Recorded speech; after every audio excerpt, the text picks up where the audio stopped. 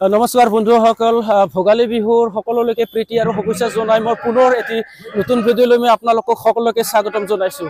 আৰু বন্ধুসকল, ভোগালী বিহুলৈ মাত্ৰ আৰু এটা দিন। ভোগালী বিহুৰ আগমুহূৰ্তত অসমৰ বিভিন্ন প্ৰান্তত এতিয়া বিভিন্ন ভোগালী মেলাৰে গোটেই পৰিৱেশ উৎসৱমুখৰ হৈ পৰিছে। আৰু সেই সময়তে বন্ধুসকল যে আমাৰ গোৱালপাৰা জিলাতো নিউ গোৱালপাৰা বিহু যিটো ফিল্ড আছে, সেই বিহু ফিল্ডত এটা ভোগালী মেলাৰ আয়োজন কৰিছে। আৰু এই ভোগালী মেলাতো কি কি উদ্যোক্তাসকলে প্ৰগ্ৰেম লৈছে বা ইয়াত কি আচলতে প্ৰগ্ৰেম চলি আছে, মই এই ভিডিঅ'টোৰ জৰিয়তে আপোনালোকক জনাবলৈ চেষ্টা কৰিম। তো বন্ধুসকল, আহক তেতিয়াহ'লে ভিডিঅ'টি আৰম্ভ কৰোঁ।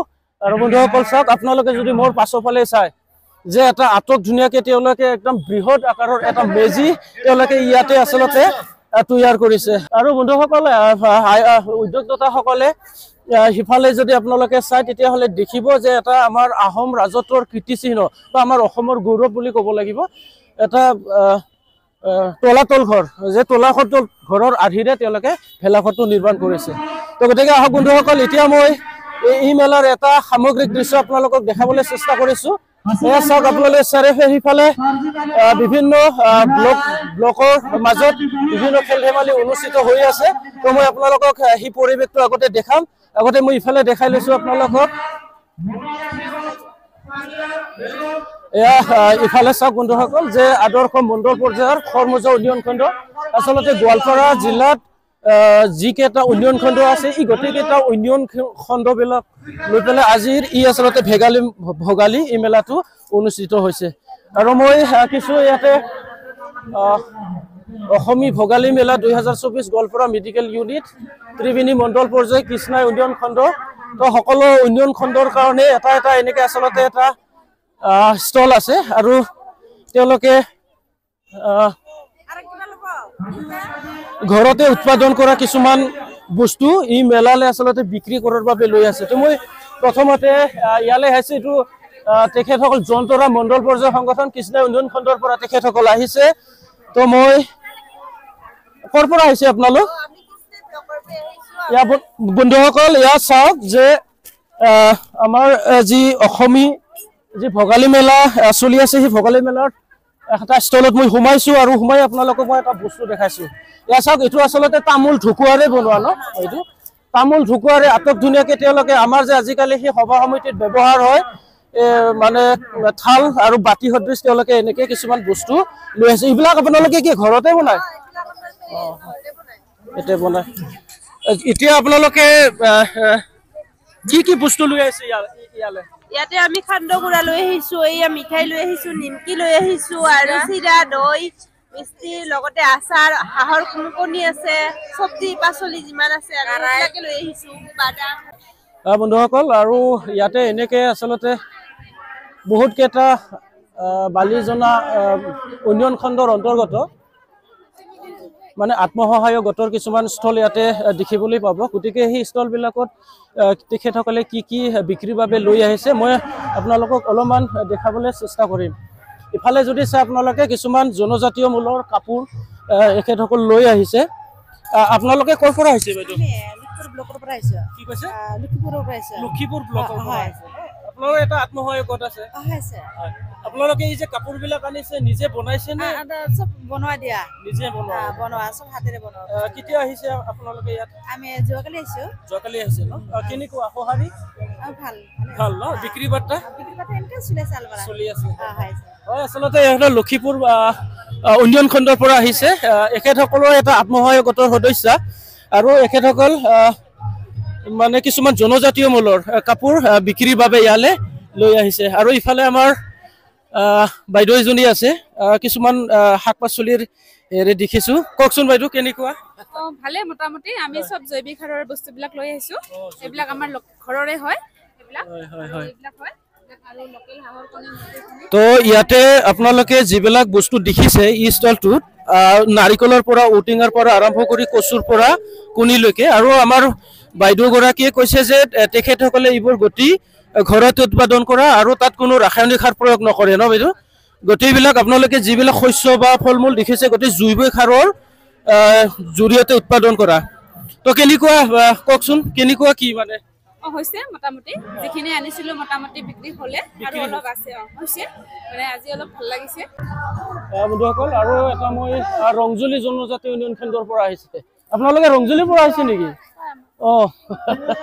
কি আনিছে এইবোৰে এইটো হেৰি সেই উপেন্দ্ৰৰ কি চাউলটো ন কলা কলা এইটো কিমানকে বিক্ৰী কৰে কিলো 150 টকা সেয়া বন্ধুসকল আমি উপেন্দ্ৰ ৰাইচ বুলি ক'লে আচলতে সকলোৱে জানে এটা ঔষধি গুণযুক্ত ৰাইচ তো আৰু ইবোৰ বাইদেউ কাঠফুলা চাটফুলাবিলাক আপোনালোকে ঘৰতে খেতি কৰে এসএসজি মেম্বাৰে খেতি কৰে ন এইবিলাক গোটেই ঘৰতে উৎপাদন কৰা ন হয় আচলতে এনেকে ক্ষুদ্ৰ ক্ষুদ্ৰ কিছুমান হেণ্ডিক্ৰাফ্ট আপোনালোকে যদি চাই ইয়া বন্ধুসকল চাওক এই ধুনীয়া খালৈ সৰু সৰু মানে এইটো কি বুলি কয় খাসা বুলি কয় নেকি নাঙল জুলি মুৰ্গী চুৰ্গী হয় হয় এইটো তাৰে এটা মানে ক্ষুদ্ৰ এটা আচলতে তেওঁলোকে এটা আৰ্হি বনাইছে ধুনীয়া আৰু এইটো কি এইটো হেণ্ডমেড নেকি এইটো বন্ধুসকল চাওক মই ইয়াতে আহি প্ৰথম দেখিছো হেণ্ডমেড চাবোন এইটো কিহৰ কাৰণে ভাল মানে বাইদেউ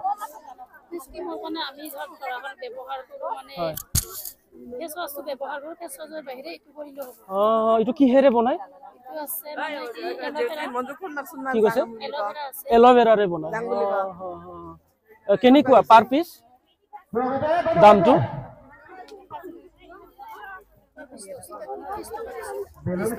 পাৰ পিচ 30 টকা 30 টকা আৰু চেল কেনেকুৱা আপোনালোকৰ হয় এইফালে যাওক বন্ধুসকল এতিয়া চাওক গোটেই ষ্টলটো আচলতে মানুহৰে ভৰি পৰিছে আৰু যিহেতু ভোগালী বিহুৰ সময় গতিকে পিঠা লাৰু বিভিন্ন পিঠা লাৰুৰে গোটেই দোকানখন আচলতে ভৰি আছে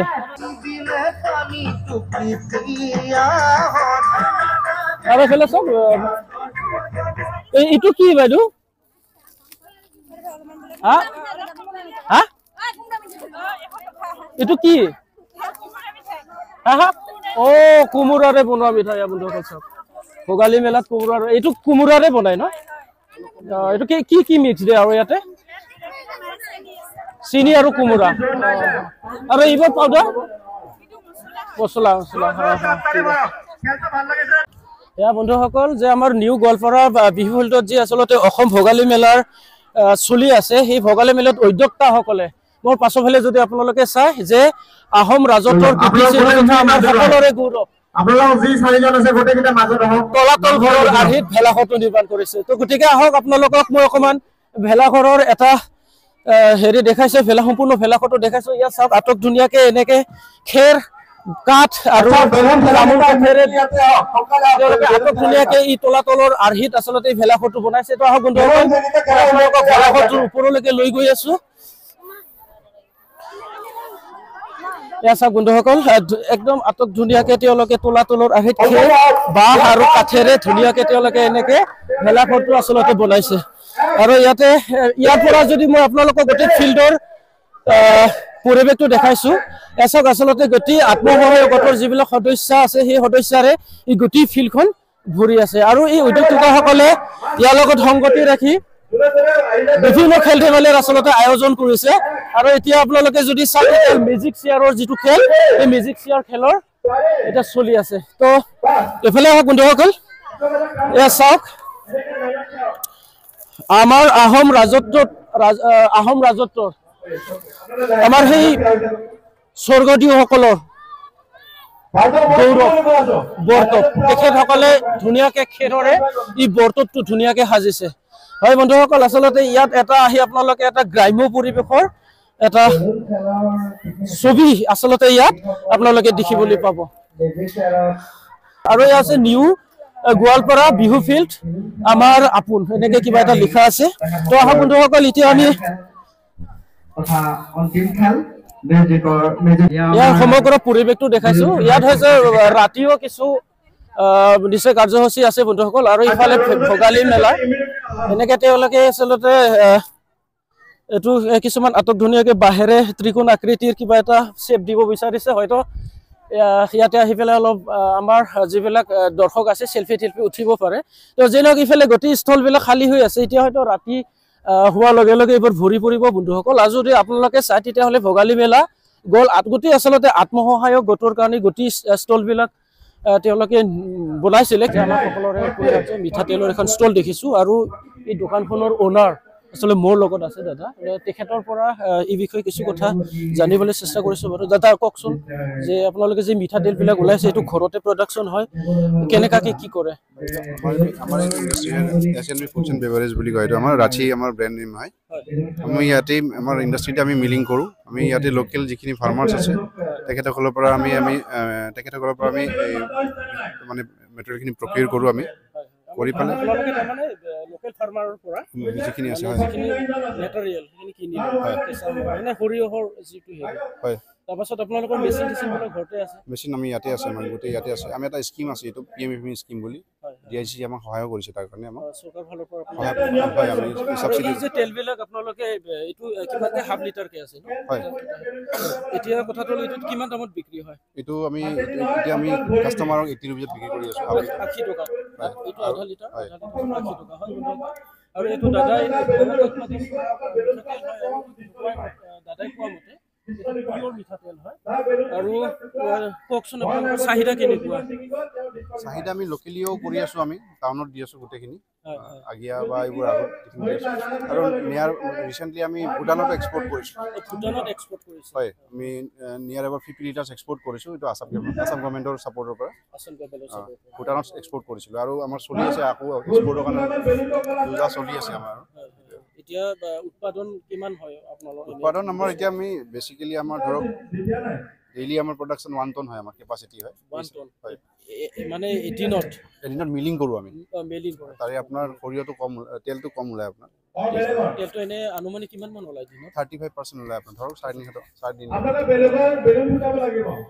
এতিয়া কেতিয়াৰ পৰা আপুনি এই ব্যৱসায়টোৰ লগত জড়িত হৈছে? একচুৱেলি বেচিকেলি মই মেনুফেকচাৰিং, মই নিজে ইঞ্জিনিয়াৰ হয়। চ' মানে মই কাম কৰিলোঁ 6-7 বছৰ কাম কৰিছোঁ, মই ইণ্ডাষ্ট্ৰি লেভেলত কাম কৰিছোঁ। তাৰ যেতিয়া প্ৰজেক্টতো সোমালোঁ, লগতে গভৰ্ণমেণ্ট প্ৰজেক্টত সোমাইছিলোঁ। মোৰ ইচ্ছাও আছিলে, নিজৰে খোলা এটা ইচ্ছা আছিলে। এতিয়া লাহে লাহে ছাকচেছটো আহিব, যিহেতু বহুত মানুহে এতিয়া জনা হোৱা নাই যে আচলতে ৰাঁচী যে মাষ্টাৰ অইলত কিবা এটা ব্ৰেণ্ড আছে। এতিয়া লাহেকৈ মানুহবিলাকে জানিব। আৰু যিহেতু আপুনি অলৰেডি ভূটানলৈকে এক্সপৰ্ট কৰিছে, গতিকে নিশ্চয় আপুনি সফল পাব। তো যিয়ে নহওক, দাদাক লগ পালোঁ, এই মেলালৈ আহি খুব ভাল লাগিল যে তেখেত এজন নিজে ইঞ্জিনিয়াৰ হয় আৰু ইঞ্জিনিয়াৰ হৈ পেলাই আজি আমাৰ অসমীয়া যুৱক হৈ পেলাই থেংক ইউ দাদা। হয় বন্ধুসকল, যে ইয়াত এটা উদ্বোধনৰ খেল বিলুন ফেটোৱা ফুল, তো মই সেই খেলবিধ আপোনালোকক দেখাই লৈছোঁ। সেয়া চাওক, এয়া বন্ধুসকল বিলুন ফুটোৱা খেলৰ এটা দৃশ্য মই আপোনালোকক দেখাই লৈছোঁ এই মুহূৰ্তত, যে কেইজনীমান সদস্যই আচলতে এই খেলত অংশগ্ৰহণ কৰিছে আৰু চাৰিওফালৰ পৰিৱেশটো মই আপোনালোকক দেখাই লৈছোঁ।